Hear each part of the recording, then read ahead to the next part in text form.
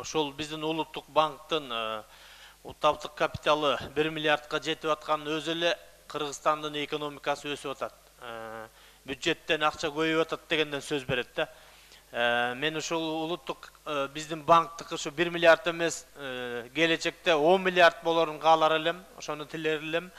Бүгүнкү күнү бул көбөйтүп жатканыбыздын себеби бүгүнкү күндөгү бул күндүн талабы ошондой да, убакыт ошондой. Өзүңүздөр көрүп атасыздар, азыркы бүткүл дүйнөлүк кризис болуп атат, финансылык инфляция болуп атат, кээ бир мамлекеттердин акчалары девальвация болуп атат. Мына бир күндүк жанагы Казакстан менен Тажикстандын акчасы кое бергенде биздин базарга келип алар долларды сатып алды эле, канча мына айтып ататтар, 4 миллиард акча салдык деп. Көрдүңүздөрбү? Ушундай бир кичинекей бир күндүк, 2 күндүк ушундай тез курстун, сомдун, доллардын курсу көтөрүлүп кетсе, ошондой учурда ошо улуттук банктын тез иштеп акчаны салып ордуна келтиргенде аябай керек болот эле да.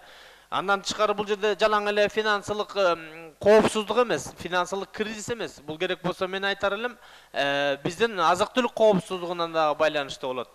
Керек болсо жалпы эле Кыргызстандын, мамлекетибиздин, өлкөбүздүн коопсуздугуна дагы түз байланышы бар да. Ошондон улам муну колдоп коелук бардыгыбыздар. Ал эми жаңы 4% деп атат Кыргызстандыкы, мына Казакстандыкы 15 экен, Швейцарияныкы 30га чейин жетет экен. Келечекте биз ошого чейин жеткиришибиз керек.